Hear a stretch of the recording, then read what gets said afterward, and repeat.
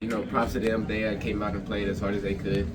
Defense, we played as hard as we could. We gave all the effort. It's just some little mistakes, some one or two things that we got to correct and get better. But it's our job to get our team off the field and get the ball back to the offense.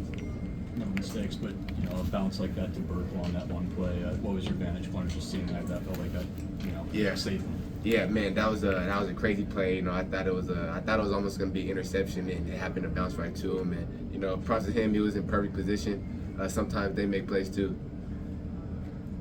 Rivalry game like this, just to be a part of this and be how close it was and come up that short. How much does that stay for you guys? Yeah, no, it definitely hurts.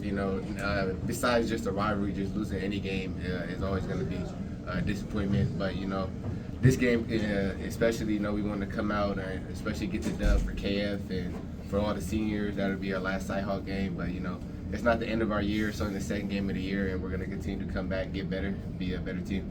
You had like 3 or 4 pass breakups today. What do you credit that to in this game? Yeah, just preparation. Preparation means opportunity.